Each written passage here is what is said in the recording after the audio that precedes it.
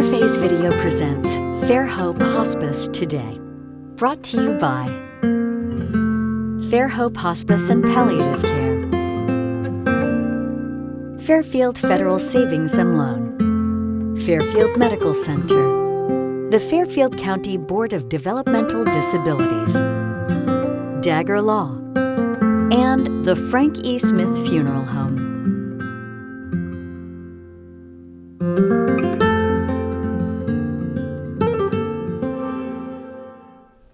Welcome to Fairhope Hospice Today. I'm Kristin, Fairhope Hospice and Palliative Care's President and CEO, and I have a special guest with me today. Welcome. Well, thank you for letting me be here. And you are? I am Tracey Miller, and I am the Grief Support Manager here at Fairhope Hospice and Palliative Care. It's funny, Tracey, because you and I, over the past 3 months or so, have been together on TV a couple of different times. Back in September to talk about the support that you provide to students in the schools, and today we wanted to just take some time and really talk about the holidays. Holidays and grief. Yes. Yeah, definitely an important and difficult topic. It is. You know, everybody is so excited to have Thanksgiving and Christmas and to go back to those traditions and family times. We sometimes forget, if we haven't had a loss, a recent loss, maybe we don't always think about that and how it affects our families, our loved ones, the people in our circle that we're going to be joining and celebrating with. So I really wanted to take some time today just to talk about that. And it's an important topic, especially so that as you're coming together as family, caring for each other, to offer tips to make that time more enjoyable, more meaningful for others.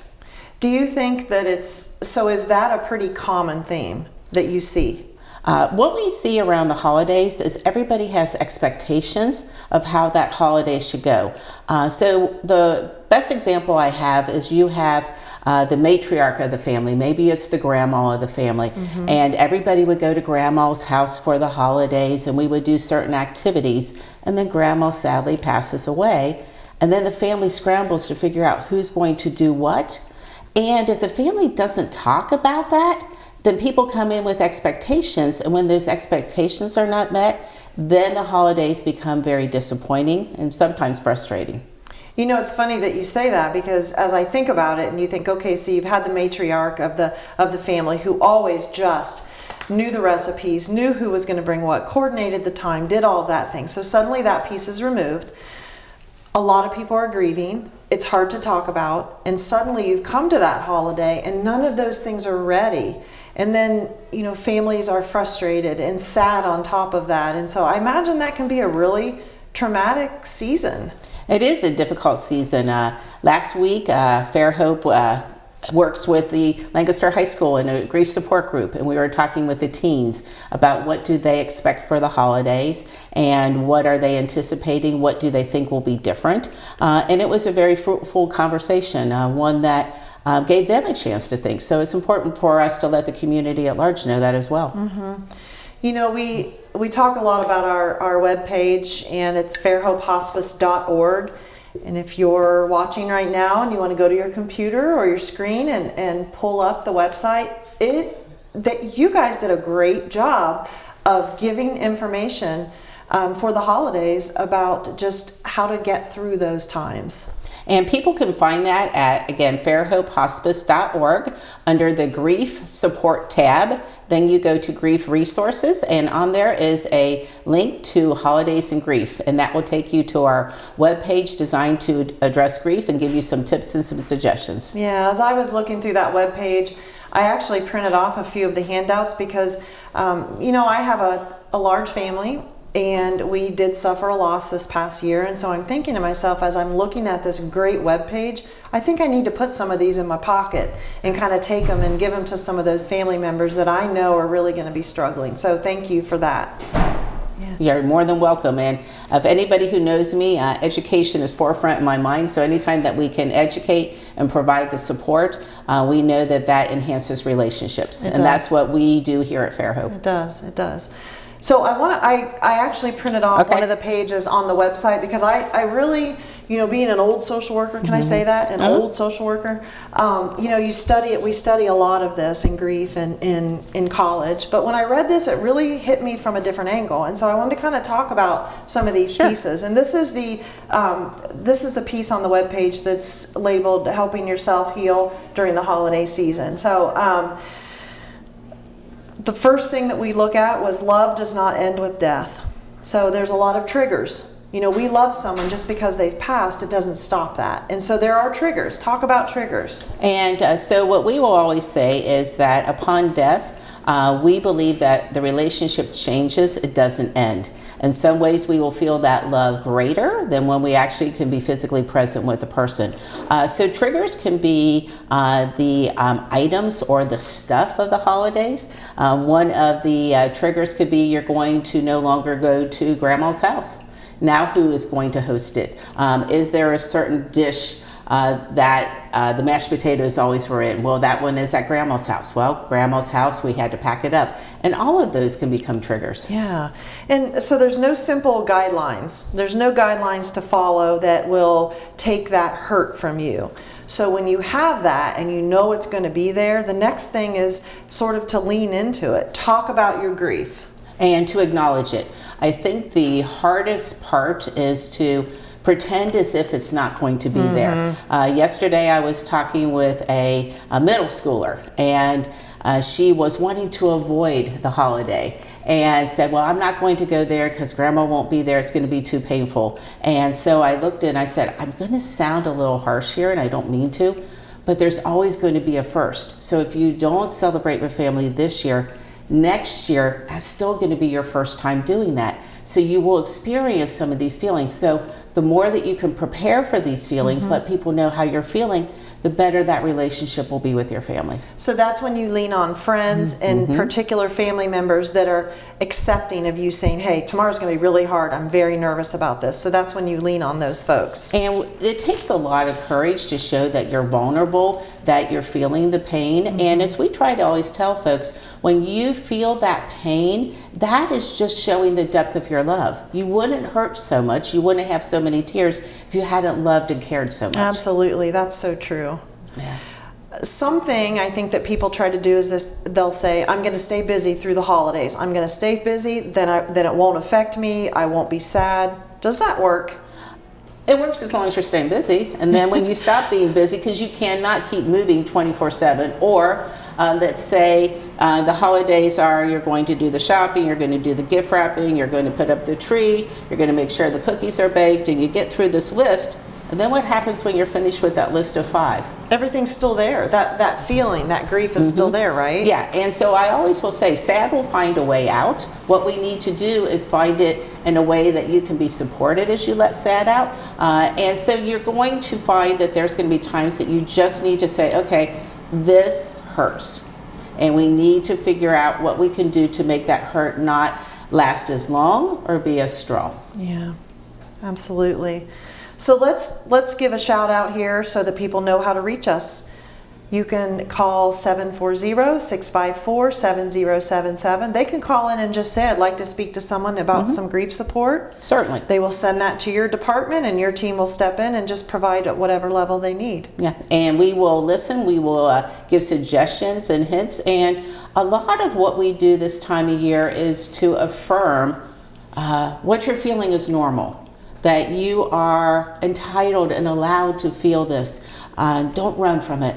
Let yourself feel the pain. Let yourself have the tears. Let yourself have the laughter. Right. You know, because we always think of it as sad, but then there's also some of the funny times that occurred. Right. That's hard. Sometimes that's hard for people to know that's okay. Yeah. So what happens if you have family that says they know exactly what you need? They've scheduled your whole day. They're going to make sure everything is exactly the way it was because they say, I know this is what you need. How do you handle that?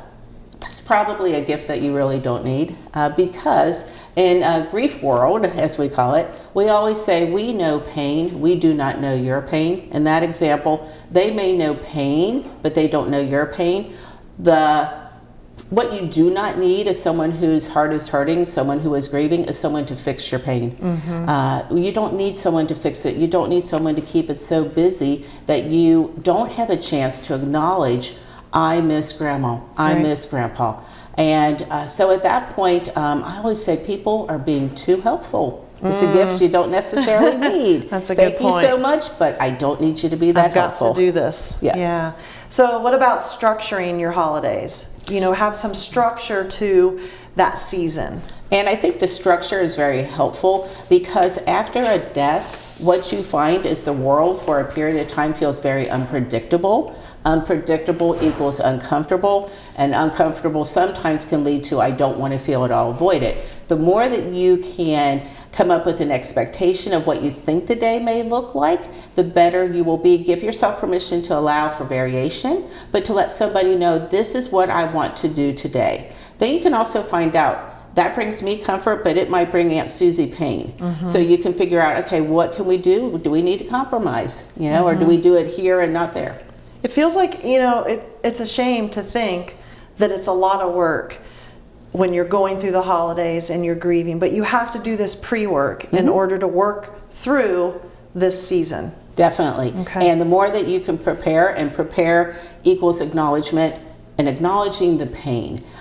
To just show up and expect that Christmas is going to happen the way that it always happened before, or whatever holiday you're celebrating, is not necessarily fair to yourself or anybody around you. Right. Because you can come in and expect that the mashed potatoes are going to be there, and then somebody says, nope, mashed potatoes make me too sad, so we're not having them this year. You go and there's no mashed potatoes, and then you figure my family doesn't love me, because you make these wild assumptions. Right. And the more you can say, I need mashed potatoes to feel like the holiday, the better you are prepared. Yeah.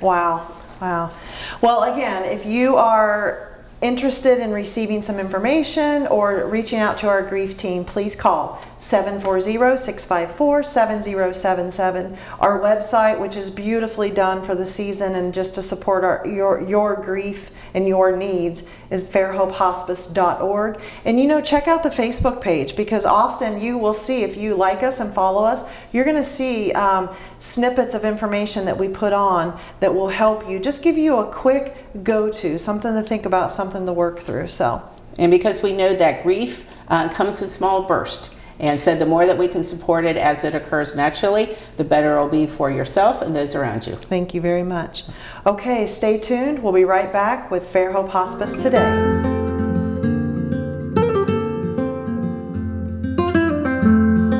It is so important for families to feel comfortable and safe when they call, because oftentimes that first phone call, even picking up the phone physically and just dialing that number, is very hard. You're asking for something that is a very difficult and private decision, and so we want everyone to feel comfortable and safe that you pick up that phone, you make that phone call, and let us just guide you and lead you where you want. And then you can make an informed decision about what's best for you and your family. Can I visit my doctor online? Our providers offer telehealth appointments that fit your schedule, allowing you to get the care you need when you need it. Whatever you're searching for, you can find it at Fairfield Medical Center. You walked down the aisle and promised happily ever after. Sometimes happily ever after means ending a relationship. We know the conversations are not easy. Deciding what's best for you, your children, and your next steps takes work and communication. At Dagger Law, we know there are no monsters in a divorce, only people trying to find their way. Local, trusted, experienced. Dagger Law.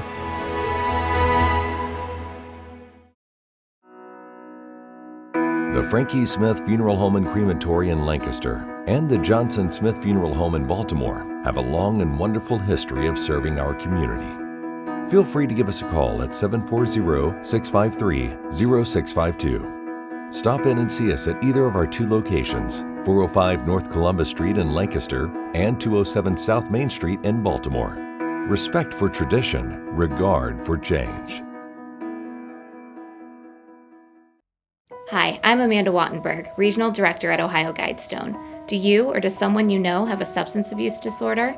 Have you been thinking about getting help, but don't know where to start? It takes a lot of courage to ask for help, but it's the most important step you can take. If you think you know everything that's available in Fairfield County, think again. Like other chronic diseases, addiction can be managed successfully. Treatment enables people to counteract addiction's powerful, disruptive effects on the brain's behavior and regain control of their lives. Even if it takes multiple attempts, treatment does work and people do recover from addiction every day. So keep trying because your life matters. You matter, and we're here to help. Call 211 and ask for the treatment resources available right here in Fairfield County. This message is brought to you by the Fairfield County Adam H. Board. Hey Bobo, do trees tell each other stories? I'm sorry, I'm afraid I don't know that. Hey, why don't we go find out? Listen. Do clouds take naps? I couldn't tell you. Dad, do stars visit their friends? Look!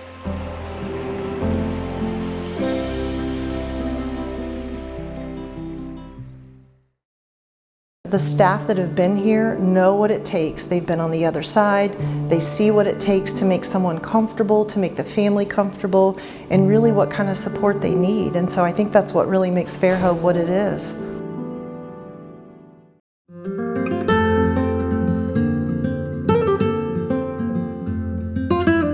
Welcome back to Fairhope Hospice Today. I'm Kristin Glazier. We're here at the beautiful grounds at the Pickering House, and I am joined today with Tracey Miller. Her and I are talking a lot about the holidays and the season of grief through these holidays. So I kind of want to pick up where we left off. We were really talking about just different things that we don't think about, different things that we may run into as someone who is grieving or have a family member that's grieving. So a lot of the information that you're sharing has been really important.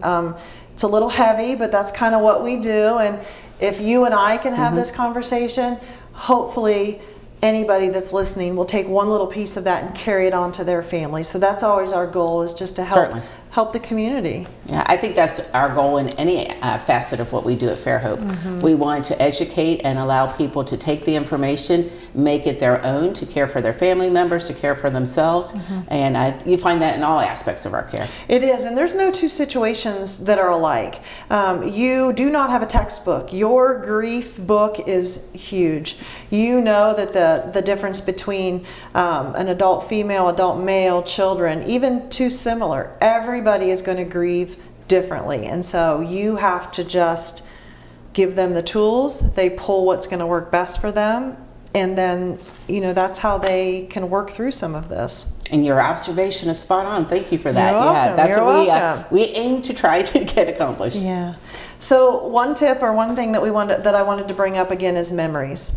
So, memories are the best legacy. They're so important. That's what we carry with us after our loved one has passed. But oftentimes, I think people ignore those memories because A, sometimes they're too hard to come to the surface.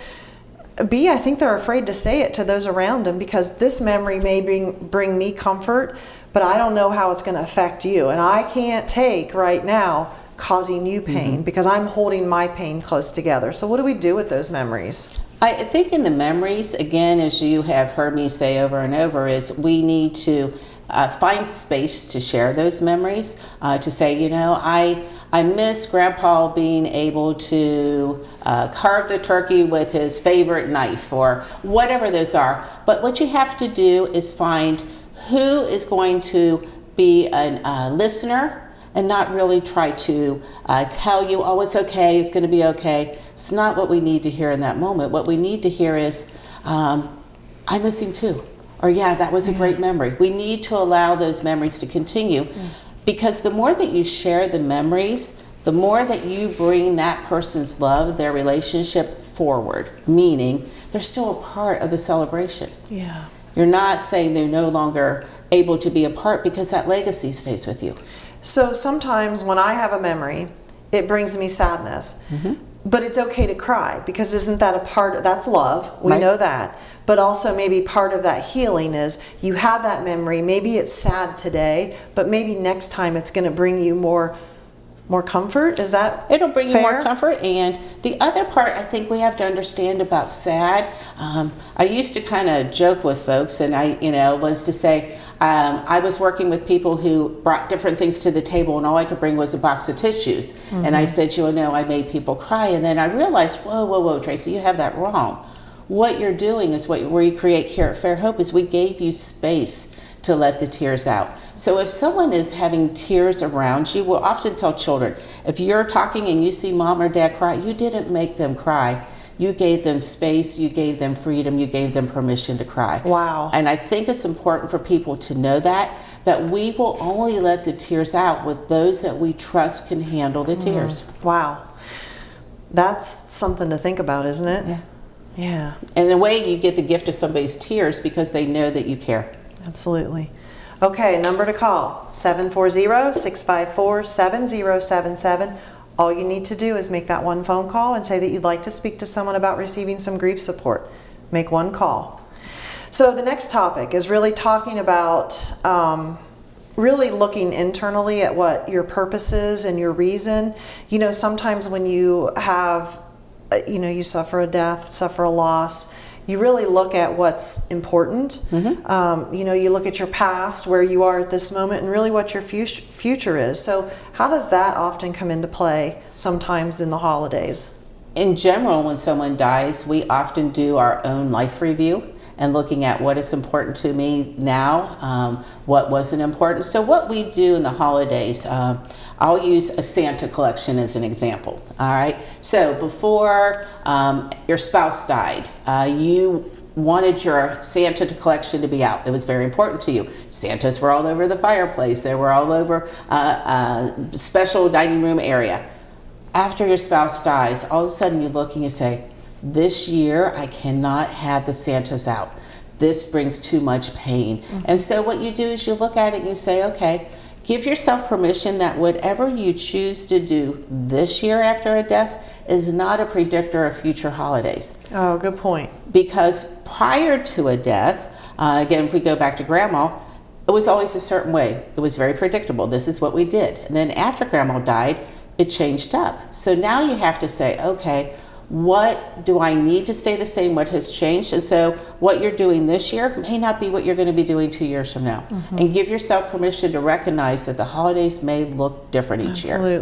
Absolutely. Yeah. Something that I'm thinking about as we're sitting mm-hmm. here is, do you ever get calls or families reach out to you and say, I think so-and-so is depressed. They don't want to do anything the way we've done it. They don't even want to get a tree out this year. And so then they focus, they take that and they become so concerned. And so maybe they over-exaggerate and they do everything exactly the way it's always been. But maybe that they're sad, maybe they're not depressed, and maybe they're doing the things that we're telling them to do is they need a change. Mm-hmm. So what do we do with that? And there is a tool on our website. It was a tool created by the American Hospice Foundation, okay. And it's called Coping with the Holidays Checklist.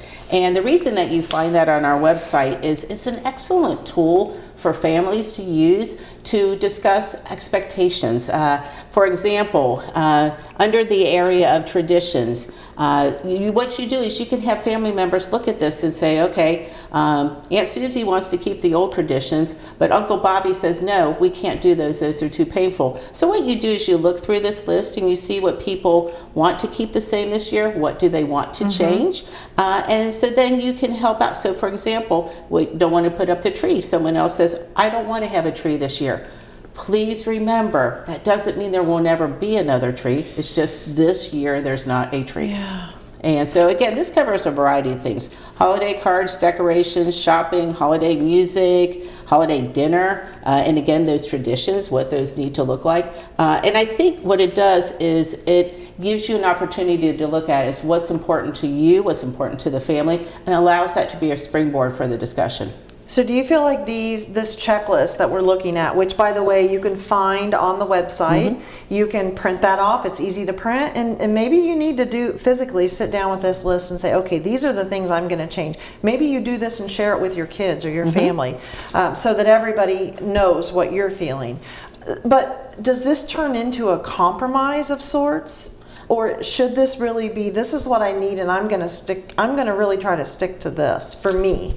And I think what it does is it allows people to know this is what I feel I need for the holiday. This is what I almost expect for the holiday. But it doesn't have to be a hard fast. It only can be this way. But what it does is it opens the door to communication. And then you can look at it and say, okay, having that particular Santa, that one I always remember when we went to the store and bought it. I can't have that Santa. Okay. But I can have 5 others. Okay. So then you can look at taking a part out, but you don't have to do away with all of it. Yeah, okay. So it just opens up the door to the discussion. One thing on the checklist is shopping. You know, shopping is stressful for Christmas when you haven't been through a loss. So some options that you have, if you know you still have grandchildren or siblings that you need to buy for, what do you do? What are some things that you can choose? So what you can look at and say is, okay, do I need to be in the holiday rush of the store? So my favorite story is somewhat sad. Is a young lady had been to a grocery store, did not realize that the end display of the aisle had all of the houses that her family collected. And then she had a grief burst in the grocery store. And she just let those tears out. And then she realized, okay, I cannot have the whole village out this year, but I can have one piece. Okay. And so that became part of it. But if the shopping is too hard, you know, we have online shopping. You can have pickup. You can ask somebody else to help. Because when it comes to grief, those around you who care about you will want to do anything to make your grief not as strong, not as intense, not as often. So assign somebody a task. That way they can feel they're helping you. I love that. And again, that doesn't have to be the way it's going to be forever. That can be right now. Okay. Yeah. And what you do this year may not be the way next year. So we tell the story on our website of the family member who knew that the holidays had changed after that, but what ended up happening is needed to hear the same Christmas song each year, regardless of where Christmas was happening that year. So there are some pieces that you can bring to each part, but it may look a little different. Or another way I look at it is say, whoever's around the dinner table, you may still need to have the same centerpiece every year, but the people around the table may change. Okay, love it. Because the centerpiece connects you to Christmases of the past, Christmas present, and then for the future. Great. One thing I love that I've seen is grief is both a necessity and a privilege. Because when you grieve, it means that you've lost someone that meant an awful lot to you, and so that's a privilege to feel that love. And it is also a privilege. In my mind, sounds like a gift. And so you can have the gift of that love. You can let somebody else know. When we often talk with families, I will say, thank you for letting me know more about your dad. Well, thank you for letting me know about Uncle Charlie. I'm sorry I didn't get to meet him. But now I have a sense of who he was through your eyes. The other thought, don't let anyone take your grief away from you. Correct. Your grief is yours. You should be able to share it in the fashion that you need. We always preface that. Do it in a way that keeps yourself safe. Right. Let someone know if you need some extra support and what that support looks like. The other tip I have is around the holidays, if you're grieving, you may not want that hug that everybody's wanting to give you. If you don't want the hug because it hurts too much, it brings too much pain, let people know. Don't give me a hug. I will hug you when I need it, or I will ask for one. Okay, good. Setting boundaries, healthy boundaries to keep your heart safe and your mind safe. Definitely. Tracey, we're almost out of time. Here we go again. We have so much information. We do. But the best thing is that you can go to our webpage and all of the information that we talked about and more. There's information about grief, the support groups that we have, how to get a hold of us if you have a student or a child that needs some extra support. So please go to our webpage, fairhopehospice.org. Join us on Facebook, like us, follow us, lots of good tips on there. And finally, call 740-654-7077. Tracey, thank you so much. Thank you. I love the information you give and what you bring to Fairhope. Thank you. We appreciate being able to do this as a team. And remember, celebrate life. Interface Video presents Fairhope Hospice Today. Brought to you by Fairhope Hospice and Palliative Care, Fairfield Federal Savings and Loan, Fairfield Medical Center, the Fairfield County Board of Developmental Disabilities, Dagger Law, and the Frank E. Smith Funeral Home.